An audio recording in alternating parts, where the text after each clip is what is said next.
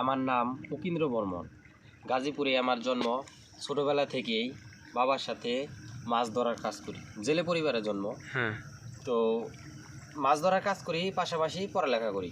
আচ্ছা, এখন কই আছেন আপনি? এখন আমি আছি নদীর মাঝখানে, তুরাগ নদীর মাঝখানে জাল পাতা অবস্থায়, রাক্ষর জালে আছি আমি এখন। এই যে এখানে দেখতে পারতেছেন একটা হারিকেন, এটা কি নৌকা? হারিকেন ওইখানে নদীর পার, আর ওই যে ওই পাশে পার, ওই পাশে পার, এই যে চারদিকে নদীতে অনেক স্রোত আছে। নদীতে এই যে স্রোত, ওই যে দুইটা বাঁশ দেখা যায়, ওই বাঁশ দুইটা কাঁপতেছে।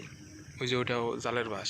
আর এই যে যাদের টাকই যায়, পানা যায়, অনেক কিছুই যায়, আপনারা দেখতেই পারতেছেন ওই যে চারপাশে অবস্থায় নদীর মাঝখানে আছে। তাহলে এটা কি রাক্ষস জাল? এটা রাক্ষস জাল পাতা অবস্থায় আছে, আমি নদীর মাঝখানে আছি। আচ্ছা, এইরকম ছোটবেলা থেকে আমি কাজ করি বিভিন্ন ভাবে, মানে বেড় জাল কন, রাক্ষস জাল কন, রিং জাল কন, চাই কন, মানে বিভিন্ন প্রকার। সব সময় কি মাছ ধরেন? হ্যাঁ, সব সময় আমি মাছ ধরি, মানে যেই সময় কন, মানে বছর ব্যাপী এটাই আমার জীবিকার প্রধান। আচ্ছা আচ্ছা, এটার মাধ্যমে জীবিকা নির্বাহ করে মানে চলাচল করেন, মানে দিন যায় আর কি। আচ্ছা, ঠিক আছে। তো এইরকম ছোটবেলা থেকে যেহেতু মাছ ধরি, আমার সাথে ঘটে যাওয়া একটা ঘটনা আপনাদের সাথে বলবো এখন, সত্যি ঘটনা। আচ্ছা, বলেন। আমার বাড়ি মিরের গাঁও, গ্রামের নাম মিরের গাঁও। তো মিরের গাঁও থেকে মাছ ধরতে গিয়েছিলাম শাকাশ্বর, মানে ওটা কালিয়াকুরে পড়ছে আর কি। আচ্ছা, কালিয়াকুর পাশাপাশি এই যোধপুর থানায় মাঝামাঝি অবস্থায় ওইখানে একটা ব্রিজ আছে, শাকাশ্বর ব্রিজ। শাকাশ্বর ব্রিজের ওইখানে নিচে একটা শ্মশান আছে, পাশে একটা মাদক মন্দির। আচ্ছা, ওইখানে কি জাল পাততে গেছিলেন? ওইখানে জাল পাততে গেছিলাম, রাক্ষস জাল পাততে গেছিলাম। তো প্রথম অবস্থায় 10-15 দিন মাছ ধরার পরে ভালোই মাছ আসে।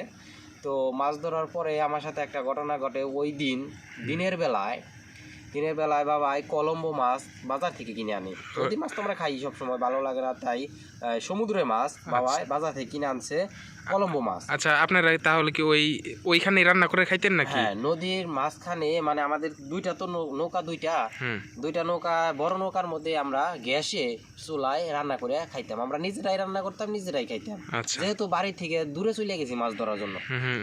তো কলম্বো মাছ বাচ্ছি, তরকারি রাঁধছি, খাইছি। এটা 9টা থেকে 10টার মধ্যে সকালের খাবারটা খাইছি।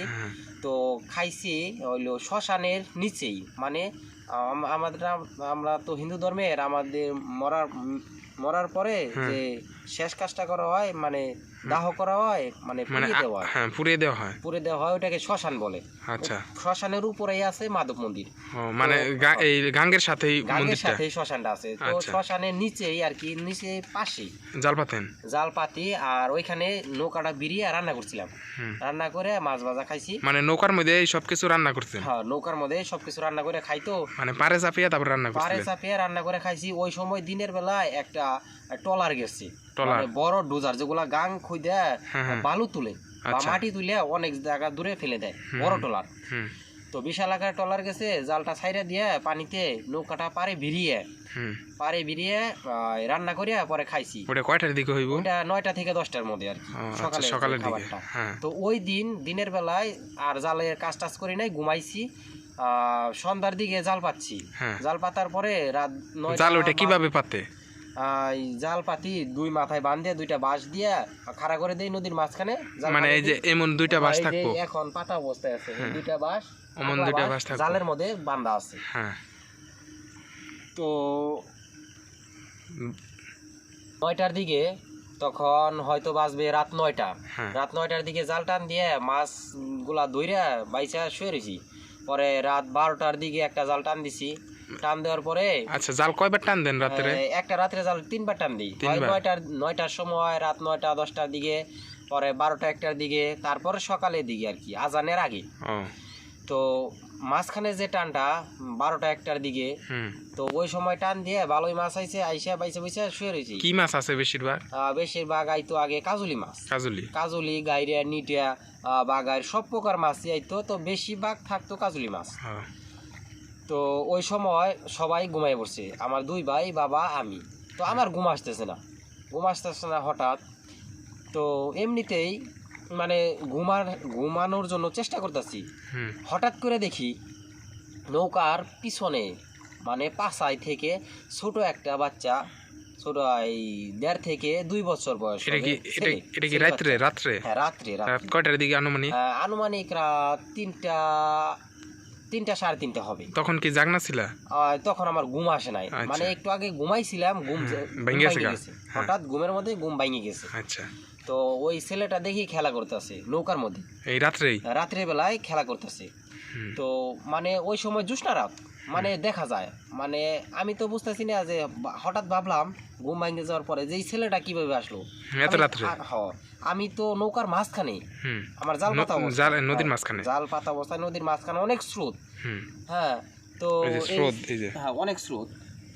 তো ওই ছেলেটা আসার তো কোনো প্রশ্ন ওঠে না। তো ছেলেটা খেলা করতে করতে কিছু বলে না, আমি হয়তো খেলা মানে কথা বলতেছি যে এই ছেলে, এই কে, তুই কে, কিভাবে আসছস, কোথা থেকে আসছস, হ্যাঁ, কিছু বলে না। তো নৌকার এই পাশায় থেকে একবার নৌকার এই পারে যায়, যে পারে যায়, তারপর এইদিকে যায়, খেলা করে, লাফাইতেছে, আগায় যায়, নৌকার গোলই যায়, পাশায় যায়, এভাবে খেলা করছে। হঠাৎ করে কিছুক্ষণ পরে আমি যাক না, আর কাউকে ধরে নেয়, আমার এই ডান পায়ের এই যে বৃদ্ধাঙ্গুলটা ধরে মানে জাগাইতেছে এক পর্যায়ে জাগাইতে দেখে যে পাওটা আধা হাতের মতো উঁচা করে ফেলছে। বাচ্চা মানে ঝাঁকি দেয় আর বাচ্চার শক্তি বাড়ে, বাচ্চাও কি সাথে বড় হয়? বড় হয় না, বাচ্চা বড় হয় না, মানে বাচ্চার শরীরের শক্তি বাড়ে, ঝাঁকি দেয় আর বাচ্চার শরীরের শক্তি বাড়ে। এক পর্যায়ে আমি ভয়াবহভাবে ভয় পেয়ে গেছি, যে এমন করতেছে, শক্তি পাইতেছে। ভয় পেয়ে যাওয়ার পরে আমি চেষ্টা করতেছি ছুটার জন্য, আর আমার বাবা ভাইকে প্রচুর পরিমাণে, মানে আমার শরীরে যতটুকু শক্তি আছে আমি চেষ্টা করতেছি যে ছোটানোর জন্য, কিংবা বাবাকে ডাক পারতেছি জীবন দিয়ে। আপনার বাবারা কোথায় ঘুমাইতো? বাবা আমার সাথেই, মানে আমি লড়তে পারতাছি, এই যে মানে এটার ভিতরেই ঘুমাইতো, এই ছয়ের ভিতরেই। আচ্ছা, এই যে এইখানে এইভাবে শুয়ে থাকতো, এখানে নৌকার মধ্যেই। কয়জন শুইতো? 4 জন। আর আপনিও হয়ে থাকতেন? আমিও শুইতাম, আমি একটু সাইডে শুইছিলাম। আচ্ছা, মানে শীতের সময় কম্বল নিয়ে সাইডে শুইছিলাম। আমার প্রাণপণ চেষ্টা করতেছি জীবন দিয়া, যে আমি বাবাকে ডাকতেছি বা ভাইকে ডাকতেছি যে ভাই বাঁচাও, এই ছোট বাচ্চারা আমারে পানিতে ফালানোর চেষ্টা করতেছে, টানতাছে। আচ্ছা, মানে প্রচুর পরিমাণে এই যে মাথা ঘাটের মধ্যে পা দিয়ে যে টানতাছে, ঝাঁকি দেয় একটানে। এক পর্যায়ে আমার সারা শরীরটা ঝাঁকানো অবস্থায়। মানে আমি বলি, তুমি যে তোমার বাবার যে ডাক পারছো, তোমার কি কথার গলার শব্দ আসে নাই নাকি? মানে শব্দ আসছে কিনা না আসছে তারা জাগে নাই, মানে আমার গলার সাউন্ড হয়তো বের হয় নাই, মানে আমি লড়ার চেষ্টা করছি, প্রচন্ড শরীরটা লড়ানোর চেষ্টা করছি, লড়ার চেষ্টা করছি, কিন্তু আমি কোনোভাবেই লড়তে পারি নাই। আর এক পর্যায়ে চেষ্টা করছি যে আমার যে বা পাটা আছে, এই বা পাটা দিয়ে ওই বাচ্চাটাকে লাথি দিয়ে ফেলে দেওয়ার, মানে আমার জীবনটা তো রাত 3টার সময়, রাত 3টার দিকে হয়তো ওই সময় তো আমি মোবাইল দেখি নাই, তো আনুমানিক বলতেছি। পরবর্তীতে কিছুক্ষণ পরে আজান দিছি, ফজরের যে আজানটা দেয় ওই আজানটা সকালের। আচ্ছা, তো ওই এক পর্যায়ে প্রাণপূরণ চেষ্টা করার পরে, অনেকক্ষণ উড়াউড়ি করার পরে, চেষ্টা করার পরে হঠাৎ চেষ্টা করতেছি খালি লাথি দিব, বাবাকে ডাকতেছি, ভাইকে ডাকতেছি, মানে দুম যায় অবস্থা। এক পর্যায়ে আমাকে ফেলে দিব, মানে নৌকা থেকে যে ফেলে দিব, ওই পর্যায়ে মানে হঠাৎ করে এই বাবা যে অনেকক্ষণ ধরে চেষ্টা করতেছি যে লাথি দিব, হঠাৎ করে ওই বাচ্চার শরীরে লাথিটা লেগে যায়, হ্যাঁ, পায়ে লাথি লেগে যায়, বাচ্চাটা পানিতে পড়ে যায়। পানিতে পড়ে যাওয়ার পরে আমি স্বাভাবিকভাবে শরীরটা কাঁপতেছে, পরে বাবাকে ভাইকে যেভাবে ডাক দিছি ওইভাবে একটু আস্তে ডাক দিছি, পরে ওনারা জাগনা পায় বলতেছে যে কি হয়েছে, মানে বাচ্চা পড়ার পরে জাগনা পাইছে, তার আগে বাচ্চাটা যাওয়ার পরে, পানিতে যাওয়ার পরে জাগনা পাইছে। জাগনা পাওয়ার পরে বাবাকে ভাইকে এই ঘটনাটা বলার কিছুক্ষণের মধ্যেই আমার শরীরে প্রচন্ড পরিমাণে জ্বর আর কাঁপুনি শুরু হয়ে গেল। মানে তখন কি জাল পাতা ছিল না? জাল পাতা ছিল তখন নদীর মাঝখানে জাল পাতা ছিল, প্রচন্ড জ্বর আর কাঁপুনি শুরু হয়ে গেল। শুরু হওয়ার পরে এই যা খেতা কম্বল ছিল সবকিছু মরিয়া আমি শুয়ে রইলাম। পরে দুই ভাই আর বাবা জাল টান দিল, পরে ফজরের আজান দিছে। আজান দেওয়ার পরে মাছ উঠলো, ওনারা এই কাজ টাজ করলো, পরে আমি আর কাজ টাজ করলাম না, শরীর কাঁপতাছে, জ্বর। পরে বাবা বলল কি যে দুপুরবেলা বা সকালবেলা শ্মশানের নিচে যে মাছ ভাজা খাইছি, এই কারণেও হয়তো বা এই ঘটনাটা হইছে। তো বাবা আমাকে বলল যে সকালবেলা এই নদীতেই স্নান কইরা এইখানে যে মাধব মন্দিরটা আছে, মাধব মন্দিরে যায় আগরবাতি মোমবাতি দিয়ে আর কি পূজা দিয়ে, তারপরে ওইখানকার যে জলটা আছে সারা নৌকায় ছিটে দিবি আর তোর শরীরেও দিবি। তো বাবার কথা অনুযায়ী এই কাজটা করছি, করার কিছুক্ষণ পরে আমার শরীরের জ্বর চলে যায়, আমি ভালো হয়ে যাই। এই ঘটনাটা আমার জীবনে একবারে সত্যি ঘটনা। এই শাকাশ্বর এই যে ব্রিজটা আছে, ব্রিজের একটু দক্ষিণ সাইডে এই নৌকায় জাল পাততাম, এই ঘটনাটাই আমার জীবনে ঘটে গেছে, আপনাদের সাথে শেয়ার করলাম।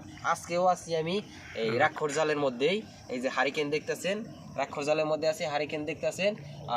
এটা আছি আমি বর্তমানে আহাকি কারখানা বাজার, এখানে আহাকি গাজীপুরের মধ্যেই তুরাগ নদীর মাঝখানে বসে আছি আমি এখন নৌকার মধ্যেই বসে আছি। আমরা এখন নৌকার মধ্যে আছি, নৌকার মধ্যেই বসে আছি, আপনাদেরকে জাল দেখাই। পাতা আছে এখন, এই যে এটা হচ্ছে আমাদের নৌকা, এখানে রেল লাইন আছে, ওই যে ওটা রেল লাইন। ব্রিজ। আমার তো শরীরের লম্বা দাঁড়িয়ে গেছে এই কথা শুনে। আচ্ছা, এটাই আমার জীবনে ঘটে যাওয়া একটা ঘটনা। আপনাদের মাঝে একটা ঘটনা বললো, আরেকটা ঘটনা আছে বড় ভাইয়েরই, তো পরবর্তী পর্বে দেখাবো। তো সবাই ভালো থাকবেন, আজকের জন্য বিদায়।